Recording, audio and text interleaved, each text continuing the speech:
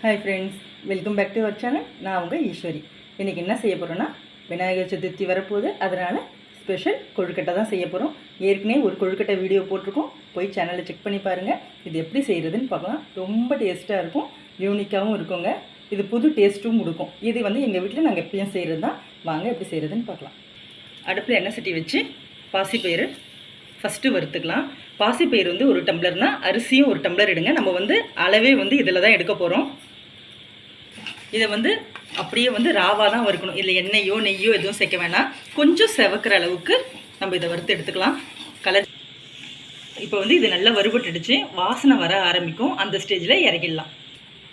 கொட்டிக்கங்க, கொட்டி ஆற வச்சிடலாம். இப்போ பச்சரிசியை கொட்டி வறுத்துக்கலாம். இதுவும் கொஞ்சம் கலர் சேஞ்ச் ஆகும், இன்னும் கொஞ்சம் டார்க் வெள்ளையாகும். அப்போ இதையும் எடுத்துடலாம். இப்போ பாருங்கள், உங்களுக்கே நல்லா தெரியும், வெள்ளையாக சேஞ்ச் ஆகிருக்கு. இது போல் இன்னும் கொஞ்சம் பொரிஞ்சதுக்கப்புறம் நம்ம எடுத்து இதை மாற்றிடலாம். இப்போ இது ரெண்டுத்தையும் ஆற வச்சு நம்ம மிக்சியில் அரைச்சி எடுத்துகிட்டு வந்துடலாம். பவுடராக இல்லை, ஓரளவுக்கு கொரகொரப்பா. இப்போ நான் அரைச்சிட்டு வந்துட்டேன். இந்த அளவுக்கு கொரகொரப்பா பாருங்கள். நல்லா பருப்புலாம் இங்கே பாருங்கள், தெரியுதா? ஓரளவுக்கு இது வேகணும். அந்த அளவுக்கு நம்ம இதை பவுட்ரு பண்ணிடலாம். இப்போ ஒரு டம்ளர் அளவு எடுத்தோம் இல்லையா அரிசி, இப்போ 2 டம்ளர் அப்படின்னு கணக்கு வச்சு தண்ணி ஊற்றலாம். ஒரு டம்ளர் பச்சரிசிக்கு 2 டம்ளர் தண்ணி.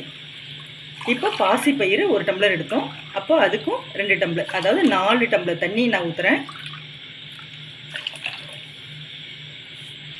இப்போ இந்த தண்ணியிலேயே உப்பு, ஒரு 4 ஏலக்காவை பொடி பண்ணி போட்டுருங்க.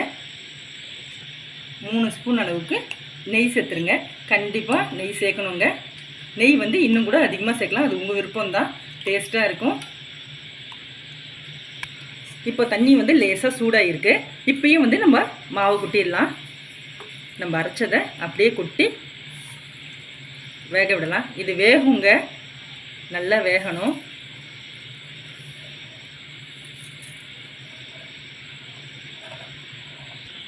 பாருங்கள், இப்போ இது வெந்து வருது. இன்னும் ஒரு 5 நிமிஷத்தில் இது வெந்துடும்.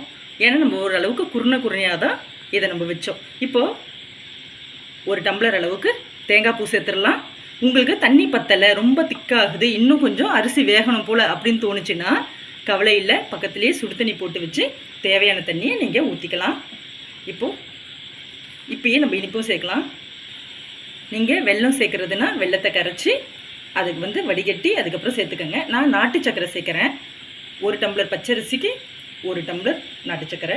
பாசிப்பயிறு 1 டம்ளர் எடுத்ததுனால இப்போ நான் 2 டம்ளர் இனிப்பு சேர்க்குறேன். இனிப்பு உங்களுக்கு கம்மியாக வேணும்னா நீங்கள் இனிப்பை கம்மி பண்ணிக்கோங்க. அதிகம் வேணும்னா கொஞ்சம் சேர்த்துக்கோங்க. இது ஃபஸ்ட் டைம் பார்க்குறவங்க, பேச்சுலர் யாராவது, பிகினர்ஸ் யாராவது பார்க்குறாங்கன்னா அவங்களுக்காக தான் இவ்வளோ டீட்டெயிலாக சொல்கிறேன். இப்போ இதை நல்லா கலக்கி விடலாம். அவ்வளோ டேஸ்ட்டாக இருக்குங்க. இப்போ இது நல்லா வெந்து இன்னும் கட்டிப்பட்டு வரணும். நல்லா வெந்ததுக்கப்புறம் நம்ம எடுத்து இதை ஆற வச்சுக்கலாம். அதுக்கப்புறம் கொழுக்கட்டை பிடிக்கலாம். இன்னும் கொஞ்சம் திக்காகணும். அப்படியே சொல்லுவோம் இல்லையா, அப்படியே வழுவுண்டு அப்படியே பெரட்டிக்கிட்டு வரும்னு சொல்லுவோம் இல்லையா, அது போல் வர வரைக்கும் வச்சுட்டு நம்ம இதை ஆற வச்சுக்கலாம். இங்கே பாருங்கள், இப்போது இது ரெடி ஆகிடுச்சு. இங்கே பாருங்கள் எப்படி பெரட்டிக்கிட்டு வருது. அவ்வளோதான். இப்போ நம்ம இதை ஒரு பிளேட்டுக்கு மாற்றிடலாம். இப்போது இதை ஆற வச்சிடலாம். ஆற வச்சுட்டு தான் நம்ம கொழுக்கட்டை பிடிக்க முடியும்.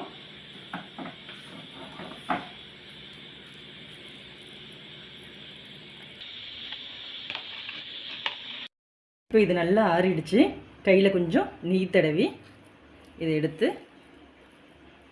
என்ன சைஸ் வேணுமோ அந்த சைஸ்க்கு நம்ம உருண்டை பிடிச்சிக்கலாங்க. உங்களுக்கு என்ன ஷேப் வேணுமோ அதை நீங்கள் செஞ்சுக்கலாம். நான் ரவுண்ட் தான் பண்ணுறேன். அச்சு இருந்தால் அச்சில் வச்சு கூட நீங்கள் செஞ்சுக்கலாம். அவ்வளோதாங்க. இது போல் நம்ம செஞ்சு வச்சுக்கலாம். எல்லாத்தையும் பிடிச்சிருந்தா நம்ம சேனலை லைக் பண்ணுங்கள், ஷேர் பண்ணுங்கள், கமெண்ட் பண்ணுங்கள். Bye friends. Hi friends, welcome back to our channel. நான் உங்கள் ஈஸ்வரி. எனக்கு என்ன செய்ய போகிறேன்னா, பூவரிசி இலையில் கொழுக்கட்டை. எப்பயும் செய்கிற கொழுக்கட்டையை விட நம்ம எத்தனையோ இலையில செய்வோம். அது ஒவ்வொரு டேஸ்ட் கொடுக்கும். ஆனால் எங்கள் ஊரில் நாங்கள் பூவரிசி இலையில் செய்வோங்க. இந்த இலையில் செய்கிறப்போ இன்னும் டேஸ்ட் அதிகமாக இருக்கும். திருவிழா சமயத்தில் நாங்கள் இதை தான் செய்வோம். நிறைய பேருக்கு இந்த இலை என்னன்னு தெரியாது. ஆனால் கிராமத்து பக்கத்துலேருந்து வந்தவங்களுக்கும் கிராமத்தில் இருக்கவங்களுக்கும் தெரியும் இது என்ன இலை, எப்படி இருக்கும், இதோட டேஸ்ட் என்னன்னா. வாங்க எப்படி செய்கிறதுன்னு பார்க்கலாம். இப்போ இதுக்கு ஒரு பூர்ணம் ரெடி பண்ணணும். அதுக்கு வந்து கடலைப்பருப்பு, அதாவது கொண்டக்கடலைன்னு சொல்லுவோம் இல்லையா, அதை வச்சு வேக வச்சு எடுத்துக்கலாம். இப்போ வந்து இதை தண்ணி இல்லாமல் எடுத்து பவுடர் பண்ணிட்டு வந்துடலாம். பாருங்கள், இது போல் மிக்சியில் வந்து பவுடர் பண்ணிக்கலாம். அதுக்குன்னு அப்படியே ரொம்ப மாவு போல் வேண்டாம், இது போல் இருந்தால் நல்லாயிருக்கும். இப்போ வந்து இதுக்கு தேங்காய், வெல்லம், ஏலக்காய் எல்லாத்தையும் எடுத்துகிட்டு வந்துடலாம். தேங்காய் துருவி வச்சுக்கோங்க. வெல்லத்தை இல்லை நாட்டு சக்கரை கூட சேர்க்கலாங்க, நீங்கள் உங்களுக்கு எது பிடிக்குதோ அதை செஞ்சுக்கோங்க. ஆனால் வந்து கண்டிப்பாக ஒயிட் சுகர் வேண்டாம், ஏன்னா டேஸ்ட்டியே குறைச்சிரும். இப்போ இது 3 தான் பூரணத்துக்கு. ஒரு 5 ஏலக்காவை கொஞ்சம் சர்க்கரையோடு சேர்த்து அரைச்சி எடுத்துகிட்டு வந்துடுங்க. ஏதாவது ஒன்று தேங்காய் எதுலையாவது ஒன்றுத்தில் கலந்து விட்டுருங்க. கொஞ்சம் உப்பு. இப்போ இதை வந்து நல்லா மிக்ஸ் பண்ணி விடுங்க. இப்போ வந்து பூர்ணம் வைக்கிறப்போ எல்லாத்தையும் ஒன்றா தான் வைப்போம், அதனால் தனியாலாம் எதுவும் தெரியாது. இப்போ பச்சரிசி மாவு நான் வீட்டிலேயே வந்து அரைச்சிட்டு வந்துட்டேன். இது வந்து எப்படி அரைச்சேன்றது வீடியோ வேணும்னா கேளுங்க, நான் வந்து வீட்டில் எப்படி பச்சரிசி மாவு அரைக்கிறதுன்னு நான் சொல்கிறேன். இப்போ வந்து கடையில் வாங்கினா கூட பிரச்சனை இல்லை. இந்த மாவில் இப்போ கொஞ்சம் நெய் சேர்ப்போம். 2-3 ஸ்பூன் அளவு நெய் சேர்த்துக்குங்க. இப்போது இந்த மாவுக்கு தேவையான அளவு உப்பு சேர்த்துருங்க. ஒரு பாத்திரத்தில் நல்லா கொதிக்க தண்ணி வந்து போட்டு வச்சுக்கோங்க. போட்டு சுட சுட நல்லா சூடாக இருக்கப்பயே தண்ணி ஊற்றி மிக்ஸ் பண்ணுங்கள். தண்ணியை பார்த்து சேர்த்துக்கோங்க, கை வைக்க வேணாம், ரொம்ப சூடாக இருக்கும். இதில் வந்து மாவு கொஞ்சம் வெந்து வரும். இந்த அளவுக்கு பிணைஞ்சதுக்கப்புறம் சூடு கொஞ்சம் ஆறி இருக்குங்க. அப்போ வந்து கையை வச்சு நல்லா பிணைஞ்சு கொடுங்க. தண்ணி பத்தலைன்னா பக்கத்துலேயே வெந்நீரை வச்சுக்கோங்க. தேவைப்படுறப்போ அப்படியே தெளித்து மாவை பிணைஞ்சிக்கலாம். இதாங்க கரெக்டான பதம். இதை வந்து நல்லா சப்பாத்தி மாவு போல் கொஞ்சம் நேரத்துக்கு இப்படி பிணைஞ்சு கொடுத்தா ரொம்ப சாஃப்ட் ஆகிடும்.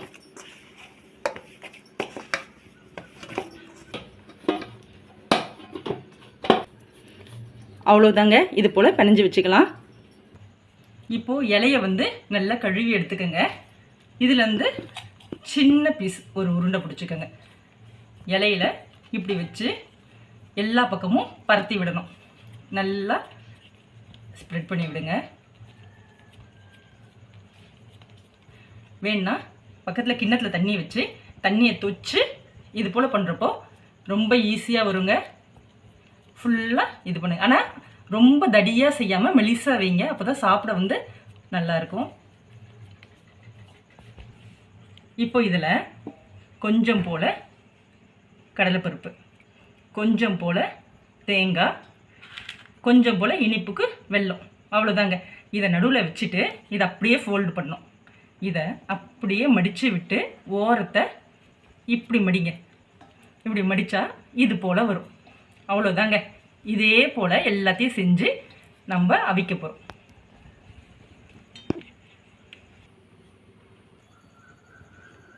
உங்களுக்கு இனிப்பு வேணும்னா அதிகமாக கூட வச்சுக்கோங்க, உங்கள் இஷ்டம்தான். எல்லாமே ஒன்றா சேர்த்து கூட நீங்கள் பூர்ணம் ரெடி பண்ணி ஒன்றாவே வைக்கலாம். இப்படி வைக்கிறப்போ யாருக்கு என்ன பருப்பு, சில பேருக்கு வந்து இந்த கடலைப்பருப்பு டேஸ்ட் ரொம்ப பிடிக்கும், அதை அதிகமாக வச்சுக்கலாம். சில பேருக்கு வந்து தேங்காய் ரொம்ப பிடிக்கும், அவங்க வந்து எக்ஸஸாக வேணால் வச்சுக்கலாம். அதுக்கு தான் இப்படி தனியாக வைக்கிறதுங்க.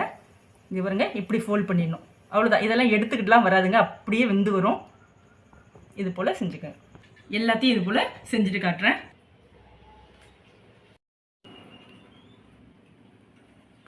இட்லி பானையில் தண்ணி வச்சுக்கோங்க. மேல் தட்டை வச்சிடலாம். வச்சுட்டு கீழ் தட்டு வேணாம். இப்போ வந்து இதில் அப்படியே வரிசையாக அடுக்கிக்கலாம்.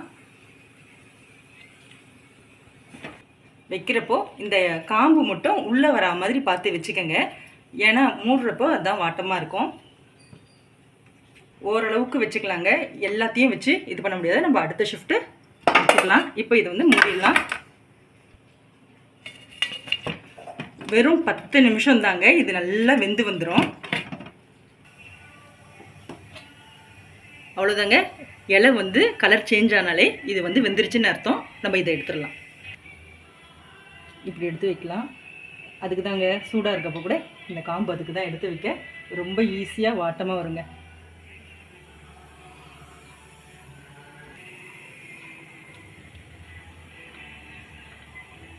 இங்கே பாருங்கள் எப்படி உருகி வெளியில் வருதுன்னு.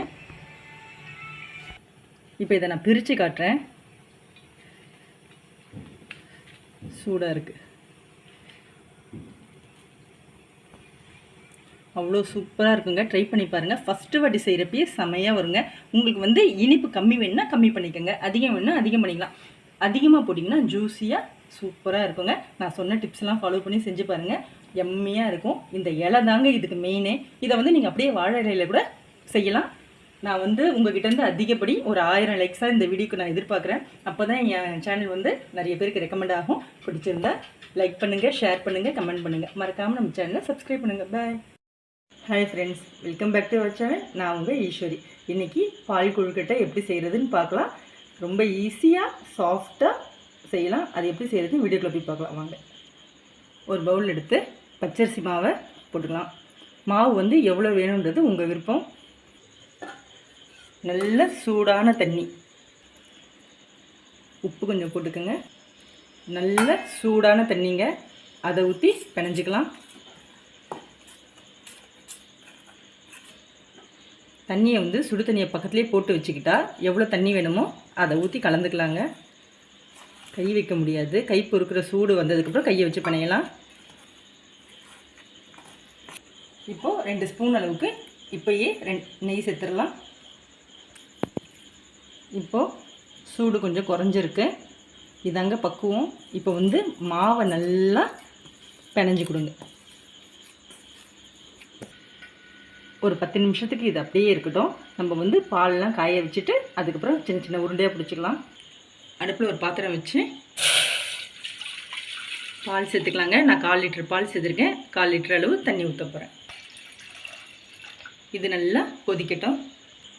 இப்போ வந்து பால் காயறதுக்குள்ளே 1/2 மூடி தேங்காவை துருவி சேர்த்துக்குங்க. அது கூடயே 3 ஏலக்காவை போட்டு தண்ணி ஊற்றி அரைச்சி ஃபஸ்ட்டு பால் திக்காக எடுத்துக்கோங்க. உங்கள்கிட்ட கேட்குறதுல ஒன்று தான், மறக்காமல் லைக் போடுங்க. நீங்கள் போடுற லைக் தான் என் சேனலை ரெக்கமெண்ட் பண்ணும், எனக்கு வியூஸும் கிடைக்கும். இந்த ஒரு ஹெல்ப்பை எனக்கு செய்யுங்க. இப்போ இதை அரைச்சிட்டு வந்துடலாம். இப்போ வந்து பால் எடுத்தாச்சு. இந்த தேங்காய் திப்பி இருக்கு இல்லையா, இதை வந்து வேஸ்ட்டாக போடாமல் ரோஜா செடி மல்லி செடி இருந்தால் அது வேரில் போடுங்க. சூப்பராக பூ பூக்குங்க. கையில் நெய்யோ இல்லை எண்ணெயோ கொஞ்சமாக தடவி சின்ன சின்ன உங்களுக்கு எந்த சைஸ்க்கு வேணுமோ அந்த சைஸ்க்கு சின்ன சின்னதாக எடுத்து உருண்டை பிடிச்சிக்கலாங்க. சூப்பராக வருங்க. எப்படி பாருங்கள், மாவே அவ்வளோ சாஃப்டாக இருக்குது. நான் சொன்னால் போல் மாவு பிணைஞ்சிக்கோங்க, ரொம்ப சாஃப்டாக இருக்குங்க. இது போல் பிடிச்சி வச்சுக்கலாம். இப்போ இந்த உருண்டையெல்லாம் எடுத்து அந்த பாலில் சேர்த்துடலாம். பால் இப்போ பாருங்கள் கொதிச்சுக்கிட்டு இருக்கு. இப்போது ஒன்று ஒன்றா அதில் நம்ம சேர்த்துடலாம்.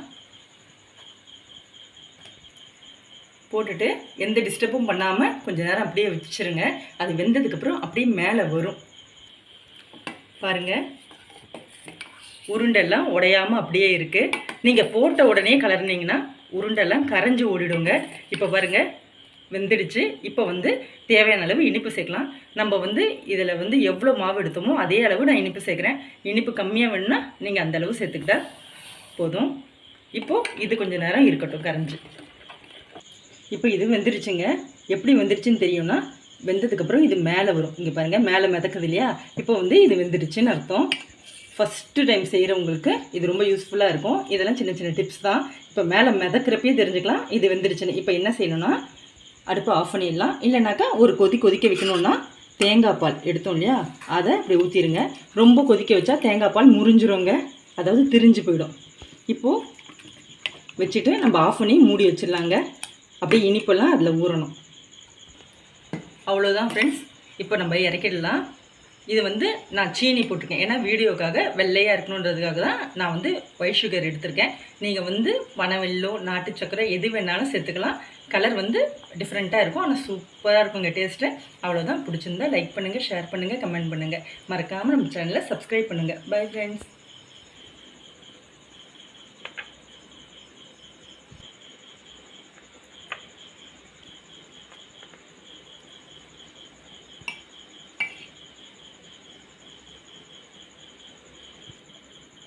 அப்படி செஞ்சால் ரொம்ப சாஃப்டாக இருக்கும். கரெக்டான மெஷர்மெண்ட்டில் நான் சொல்கிறேன்.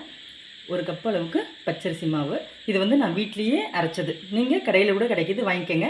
அதுக்கு 3/4 கப் அளவுக்கு வெல்லம் இல்லை நாட்டு சக்கரை எடுத்தால் இனிப்பு கரெக்டாக இருக்கும். வாங்க எப்படி செய்கிறதுன்னு பார்க்கலாம். அடுப்பில் ஒரு கடாய் வச்சுருங்க. ஃபஸ்ட்டு நம்ம அரிசி மாவை ஒரு 3 நிமிஷம் அவ்வளோ போதும், அந்தளவுக்கு நம்ம வந்து வறுத்துக்கலாம். சும்மா கலர்லாம் மாறாது, மாறவும் வேண்டாம். சூடாகணும், கொஞ்சம் நல்லா வந்து தனித்தனியாக பிரிகிற அளவுக்கு வரணும். அதுக்கு அது சூடானது பார்த்தாலே தெரியும், அந்த அளவுக்கு இருந்தால் போதும். கொஞ்சம் கலரிக்கலாம்.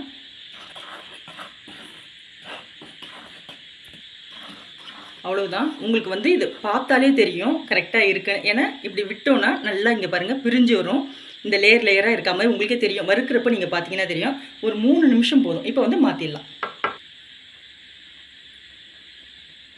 இப்போ அதே எண்ணெய் சட்டியில் நம்ம வந்து பச்சரிசி மாவை ஒரு கப்பில் அளந்தோம் இல்லையா, அதே கப்பில் 1 கப் அளவு மட்டும் தண்ணி எடுத்துக்குங்க.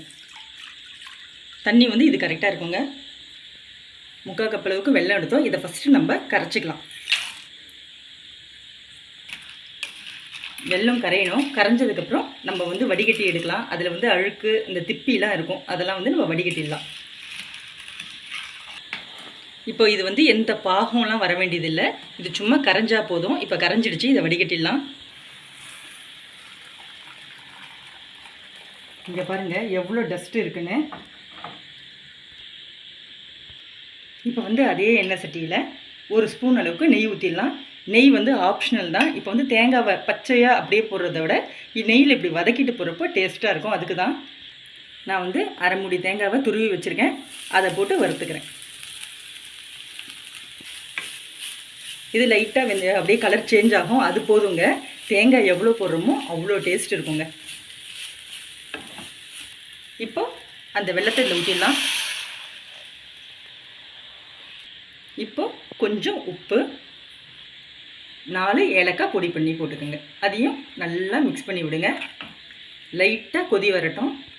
கொதி வர ஆரம்பிச்சிடுச்சு. இப்போ நம்ம அரிசி மாவு போட்டு கலந்து விடலாம்.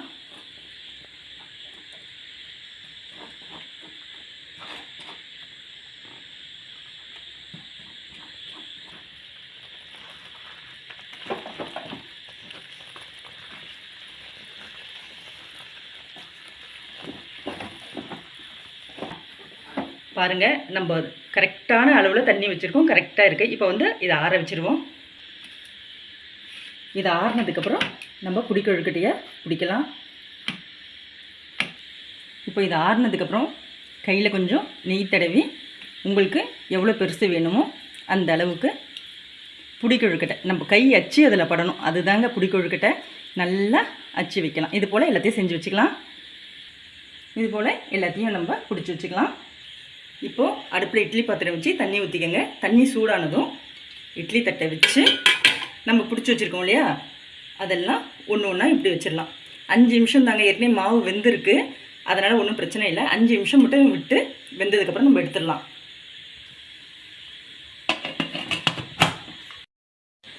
இப்போ பாருங்கள், இது வெந்துருச்சான்னு தெரியணுன்னா ரொம்ப ஏற்கனவே மாவு வந்து வெந்துடுச்சு, அதனால் வந்து இதுக்கு வந்து 5 நிமிஷம் டைம் தான். இல்லைனா கூட இது போல் பாருங்கள், ஆவி ரொம்ப இப்படி போகுது இல்லையா, அப்பயே தெரிஞ்சுக்கலாம் இது வெந்துடுச்சுன்னு. இப்போ எடுத்துடலாம். அவ்வளோதாங்க, இது வெந்துடுச்சு. இப்போ எடுத்து ஆற வச்சிடலாம். ரொம்ப சாஃப்டாக வரத்துக்கு நான் சொன்னால் போல் நீங்கள் ட்ரை பண்ணி பாருங்கள். இதுதான் ஃபஸ்ட் டைம் செய்கிறீங்கன்னா கூட அவ்வளோ சூப்பராக வருங்க. பிகினர்ஸ் யாராக இருக்கீங்க, பேச்சுலர் யாராக இருக்கீங்கன்னா ட்ரை பண்ணி பாருங்கள். அவ்வளோ சூப்பராக அவ்வளோ டேஸ்ட்டாக வரும். அப்படி வந்ததுன்னா மறக்காமல் நம்ம சேனலுக்கு லைக் பண்ணுங்கள், ஷேர் பண்ணுங்கள், கமெண்ட் பண்ணுங்கள். மறக்காமல் நம்ம சேனலுக்கு நீங்கள் சொல்லணும். சாஃப்டாக தான் வந்ததுன்னா கண்டிப்பாக கமெண்ட் பண்ணுங்கள். நம்ம வந்து 1 கப் அளவுக்கு தான் மாவு எடுத்தோம். கிட்டத்தட்ட எனக்கு 17-18 கொழுக்கட்டை கிடச்சிருக்கு. தாராளமாக 1 கப்பில் வந்து ஒரு ஃபேமிலியே நல்லா சாப்பிட்லாங்க. ட்ரை பண்ணி பாருங்கள். பிடிச்சிருந்தா லைக் பண்ணுங்கள். பாய்.